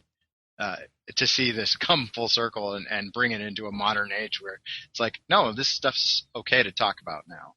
The brother-sister thing really, like, threw me. I was like, whoa. Yeah. Whoa. And it fits in a horror setting better than it would in a normal Archie setting, for sure. It's like you're used to seeing weird stuff like that. Like that slightly off, that you guys are you're familiar, but you're too familiar. Mhm. And then to like take and play on that aspect in a way that affects, like, what happens later in the books is pretty interesting. I loved the art. I mean, I like the story too, but specifically, I really enjoyed the art. It looks like, I mean, because it looks still like, like Archie, and that kind of, it's such a weird, like, juxtaposition especially when you have the horror stuff going, when there's zombie attacks and there's gore, but you've still got, like, the Archie looking characters. That's really interesting. You got Jughead's crown. His crown, that blew my mind. But it still works. It looked really good. I really liked the heavy shadows where it's just a lot of blacks all the time. That helped pull the, like, kind of cartoony Archie look into this dark horror book. And I love the coloring. Like, the first page I read, I was sold almost on the coloring alone, because it's Halloween orange all over this. It's got, like, this cool, like, nice complementary purple as the shadows. Yeah. I just love the coloring. It's Halloween. Yeah. It is very Halloween. All up and down. I was really excited about, like I said, like, 1 or 2 pages in, I was sold already. I mean, if it was crappy, I would have, changed my mind, but it wasn't. Right. But just the look of it. Going into this, I really thought it would be kind of a Evil Dead, Army of Darkness kind of tongue-in-cheek kind of thing. And I like you said, like, within the first couple pages, you really get the idea that it is, but it isn't. Like, it's it's tongue in cheek because it's Archie, but it's not. It's handled in a very earnest way. It's not overly funny at all. Mm-mm. And again, we have the freaking dog drama. I know. Yeah, that was probably the hardest part of the book. Probably comes down to animals. I know. Oh, yeah, all throughout it, because I forgot about even how it Archie's. started, and then Archie's, Well, and then I thought the dog stuff with Jughead's. I'm terrible with their names. I don't remember the dogs' names, but with Jughead's dog, Hot dog. Yeah. Yep. mm-hmm. I thought that was a really good way of, because that's right off the bat. You've got injured dog, Mm-hmm. in a very You've got so many horror references. I mean, like right off the bat, you get Pet Sematary and Cujo. uh-huh. You've got maybe the Necronomicon. You got all sorts of references there. Ooh, and the Necronomicon even looked very Evil Dead Necronomicon like, if I recall correctly. Yeah. did. And you can draw parallels to so many different things throughout this, right up to the end. And I don't want to spoil the end, but like there's a movie that it directly references. Mm-hmm. A Romero movie that Yeah. it directly references. Yeah. Yeah, jumping back to what you're saying about it being earnest. Yeah, they play it very seriously. Yeah. The issue where Archie has to goes home to check on his parents. Yeah. Yeah. Like that whole thing, I thought that was really well done. Mm-hmm. Like just not even like, it's Archie, but it's horror and it's good. But like it was good, like horror writing. Yeah. Yeah. I don't know, but I don't know the characters all that well, but I'm assuming it's part of the zombie stressful environment, type of thing. But you see these characters and you're like, see them getting like worked up kind of in their minds, and they're like, yeah, he's about to do something stupid and it's gonna like ruin things for everybody. Mm-hmm. You can see it about to happen like you can in a horror movie. I appreciated that. Yeah. I liked that it went into, again, I'm not really familiar with the characters' names, but the butler guy. Yeah. He made me... Oh, yes. Smithers. Yeah. I appreciated him. He made me feel a little bit like, right on, you're almost as cool as Alfred. Yeah. Yes. I've told you before, I definitely butlers... took it there, too, yeah. Butlers are great. Yeah, especially British butlers. I know it.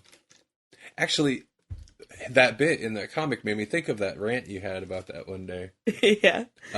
Melanie's got this bit about how butlers are awesome because they are pretty much in charge of everything when they're working with these like big estates and stuff. Yeah, like they're the ones that run everything. That are in charge. I mean, the rich guy has the money, but these guys are the ones you really need to deal with if you want to. They coordinate everything. Yeah. So really, the butler's the man. That's who you want to be close to. There was, surprisingly interesting and deep insight into some of the characters that I didn't expect. I liked the backstory. Okay, so the butler, there's Betty and Veronica. Which is the rich one? Veronica? Yeah. Can't you tell? That's a rich girl's name. Okay, I guess so. Our one regular listener's name was Veronica. Gone. No,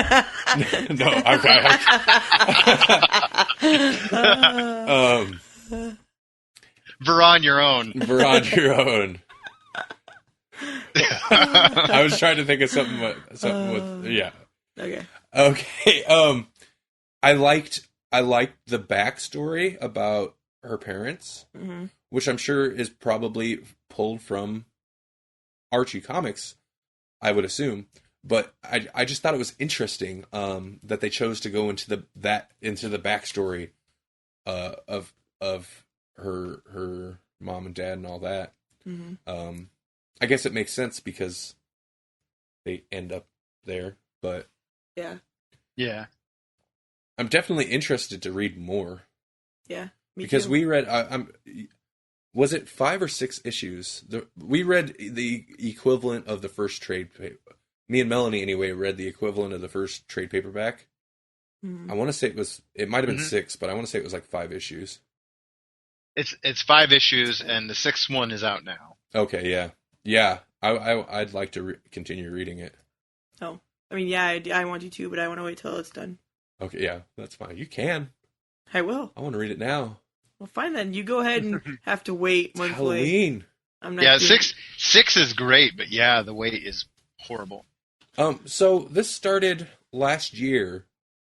So did they do the first 5 just kind of as a tester, and then decide like to pick it up again for the next?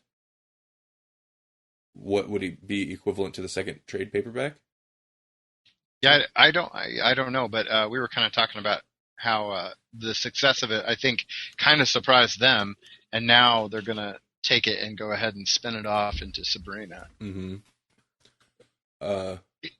In addition to Afterlife. Archie Comics has like some interesting stuff going on because they're also doing, maybe this is the horror stuff, but they're doing an imprint called Red Dot Comics or something. It's part of Archie. And if that's not the horror thing, then that's going to be like a special branch to publish their superhero comics, because they have licenses for all these older comic book characters, including a whole bunch of superhero comics. So I think they're trying to branch out and revitalize some of these older characters and make them. Yeah, this all kind of started with Life with Archie, where Archie actually sacrifices himself to protect like a senator, and he takes a bullet and dies. Mm-hmm. So they've really been shaking up the Archie universe with their titles lately, and I think to great effect, really. Yeah. I mean, Afterlife with Archie is, it's kind of this, I'm not going to say like a one-off. It's definitely not like a regular book that they do, but that coupled with the news that they're like starting this other imprint and all this has definitely got me more interested in checking it out. Like if they can do interesting things like this, not that they have to put everything into a zombie apocalypse, but if they can it would be cool. But no, I'm just kidding. But if they can do interesting things with like this with older characters, I'm definitely interested to check out other stuff. Yeah. And I would like to see a darker Sabrina also, because I used to have when I was younger, I had a thing with witches, but then they all seem to get kind of lame. So I want to see some dark witches. I thought, okay, so Sabrina does the thing with the Necronomicon. Yeah. And then the ants, when they went all psycho witch, I thought that was awesome. I was like, is that something they do? Like, I thought that was really interesting. Yeah, I like it. And I'm very curious. Maybe they're going to use that to spin off the Sabrina series, darker Sabrina series. That's what I was wondering too when he said they were making a Sabrina series, because they sent her away. She ends up somewhere, and I was really kind of actually interested to see where she went, what happens there. Yeah. They're following that up. Okay. Yeah. I don't think that's it. But I think they're going to follow that up in the art. I mean, they are, but I think they're going to continue that arc in Afterlife. Oh, good. Okay, cool. I don't think that they're going to spin the whole thing into. I guess Sabrina. Because that would kind of tie the other Sabrina series to this like zombie thing, and that's probably something they wouldn't want to do. Yeah. But yeah, good, extra good, because I'm very curious about that. Yeah, me too. So yeah, obviously, I didn't care much for it. Yeah. Have we said anything bad about it? No, I really did like it quite a bit. I think the only thing that would be considered bad, and it's not even bad against this, is that I don't really know the characters. Yeah. But right. That's just because they have a long history that I am not familiar with. And this is one of those books where you weren't interested in at all. No. And that's... Well, and not to put you on the spot, because I'm not really interested in Archie either. I just don't have the history of it. It kind of bothered... I mean, it doesn't bother me that much, but I'm a girl, so I always kind of hated that thing where it was like girls fighting over a guy. Oh yeah, it's like ridiculous, and I don't like it. Yeah. So yeah, I was never really fond of it, but. Well, I think that's fair. I think that's a totally fair complaint to have about just the Archie premise. Yeah. I think that, it's fair to say that this could have gone so horribly wrong. Mm-hmm. You're like, if you think about the premise, it's like this could be either the best thing or the worst thing. And I think it's really telling that they put the time in, they developed it until it was just right, and then they released it. Yeah. I probably should know what else the writers worked on, but offhand I don't. But the artists I'm familiar with, the artists, some of the artists' other work, and they're awesome. And this isn't even necessarily it doesn't even look like the other stuff that I've seen them do, but it's equally as nice. Like that's what a way to put it. But it's equally as cool art. Like always good stuff. Yeah, that's good. It's Francabella. versatile. Versatility. Yeah. Yeah. I recommend this. 2 thumbs up. 2 thumbs up. Yep. This is one of those books where I'm sure as soon as we're done recording, I'll be like, oh, I wanted to talk about this. Oh, I want to talk about that. Yeah. Like the cabinet and the other stuff we talked about, I pretty much think we hit everything that had popped in my mind. That's our poll list. Yeah. And next month... That is our poll list. That's it. Check it out. I think it's crazy, although we don't have time to go into it, but Doctor Who's back, and we haven't had a chance to talk about it at all on the podcast. Yeah, but if we start that, we'll never get done. I know. Truth, yeah. No, it's... but we do need to hit it, because it's like halfway through the season. Mm-hmm. So at some point here. Well, maybe next episode or something or the episode after will do a Doctor Who special. Mm-hmm. I will say though, because it ties into Oddtober. Whoa, chills. Listen. So far, my favorite episode has been Listen. I thought Listen was awesome. Oh yeah, pitch perfect. Yeah, really good. I read before just while I was after I set this up and was waiting to start recording stuff. I read the second issue of Doctor Who 10th Doctor. Oh yeah, and you had messaged me and asked me if I had read it, and I didn't get a chance to read it till today. But yeah, I agree with you. The second issue was good because we had talked about the first one a couple episodes ago, and we weren't super thrilled with the 10th Doctor issue number 1 as much as like the 11th Doctor's issue. The second issue I thought was really good. I don't think I read it yet. No, I don't think you have either. Well, I just read it today. You can read it next. Yeah, I need 2 of my phones. I think I have 3 Fables left, but it's full of red comics. I need new stuff. You need a refresher? Yeah. Oh, one other thing I want to talk about before we go. I won, and I haven't even... I don't even think I got to tell Melanie this yet. What did you win? I won a free trade paperback book. Of oh crap, what was it? It was Forever Evil Arkham War. Oh. I believe. How did you win that? Goodreads. That's awesome. Yeah, they have they do it with other book companies, but DC seems to do a bunch. They have these you can enter to win a book, and I think a lot of times it's books that they haven't put out yet. And the idea is they want you to, they'll send it to you. It's free, and the idea is they want you to review it. Yeah. And they say you don't have to, but review it. But that's like the motivation for these publishers to do this, Yeah. Because they want you to review it and put it out on the site and get the word out. Yeah, that's awesome. So yeah, that was the other day I seen, I don't know, a link or something. So I was like, oh sure, I'll enter that, and got the email like late last night and was super excited. I was like, oh, I want a free book. Yeah, you didn't tell me that. That's awesome. No, yeah. Hurry up and read it so I can read it. Well, it's not here. It'll take 4 to 6 weeks to get here, but I was super excited. I was like, yeah, free graphic novel. Was that the sound you made? Because it's great. Yeah. Yeah. I'm pretty sure that was the exact sound I made. Like 3 a.m. last night. Yeah, I was super stoked. And extra nice. I haven't read that yet because I read a bunch of the Forever Evil stuff, and that was around that time period where Marvel and DC that I mentioned earlier were hitting us with all these crossovers and Yeah. miniseries. And bloating poll lists. And I think it was Arkham War. I'm going to feel foolish if it wasn't, but I think it would have had to be. And that was one of the ones that, like, I just couldn't catch up on. I read the, like, main Forever Evil storyline just to keep abreast of what was going on. Mm-hmm. But that was one of the ones I lost track of. So I haven't read it. So that's even more exciting. Is it's something new to read. Yeah. So, and it's Batman related, so that's even better. Or at least Gotham City related. Yeah.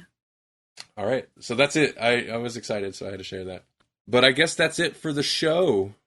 It's getting late. Yeah. It's getting dark. It is dark. Halloween. I don't know what it is. I am ridiculously pumped up for Halloween this year. You're ridiculously pumped up for Halloween every year, baby. It's because Halloween is the greatest holiday there ever was. It's true. We love Well, Halloween. doesn't it follow on a weekend this year too? It does. That rocks. So Yeah. that does make it that much more epic, I think. Mm. Even better is because, and I don't know if I'll be able to go, but they have, and this is, and that's fine, but We're gonna go. I don't know. But the Anime Nebraska Con, or what I think that's what yeah. it is that weekend. So I requested Halloween through I have that whole week off of work because I was I requested the weekend because I kind of have vacation days to burn up, Mhm. and using it during the holidays that would be really beneficial is a pain because everybody schedules their days off around like Christmas and Thanksgiving. Oh yeah. And nobody really usually thinks to do Halloween. So I got that weekend, and then gauging by how it went at Ozfest, I was like, I'm going to want a day or two before and after Right. off of work.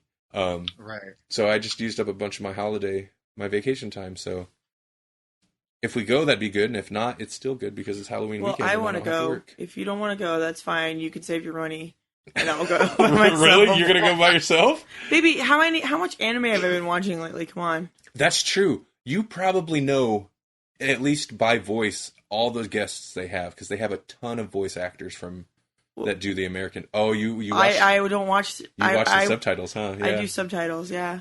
Well, Well, and this is like the biggest. I think this is the biggest Nebraska con so far. Yeah, that's what I've heard. Like, it's pretty mighty from what I've heard, and I've never been to it either. So I'd like to go.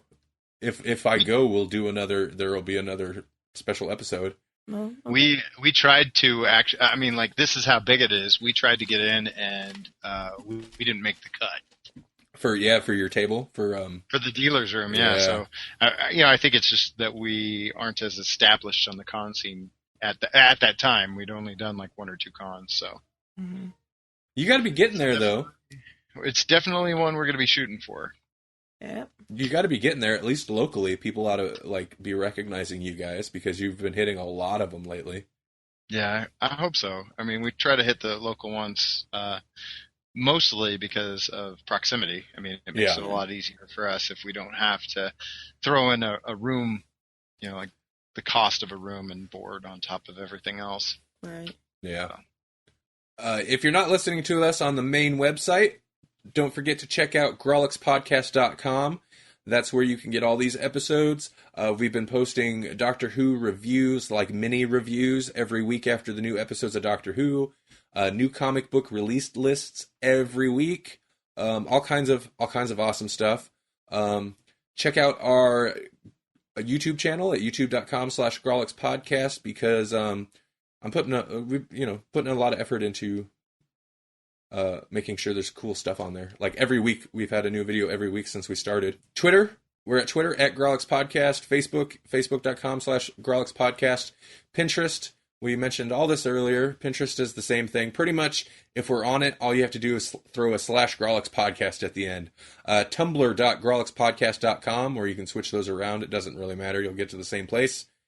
And that's the links I can think of. Oh, hey, We're everywhere. we are everywhere.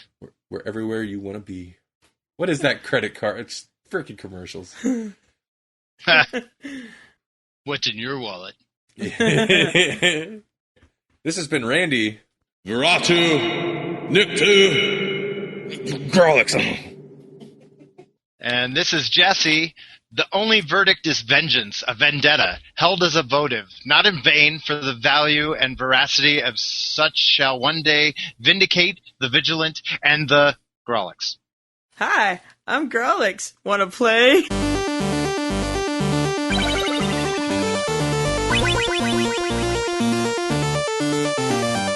Thank you for listening to the Grawlix Podcast. The Grawlix Podcast is a production of Electronic Media Collective and Vorpal Arrow Studios. This podcast is released under a Creative Commons Attribution, Non-Commercial, No Derivatives 4.0 International License. To hear more, visit GrawlixPodcast.com, follow us on Facebook at Facebook.com/GrawlixPodcast, and like us on Twitter, Twitter.com/GrawlixPodcast.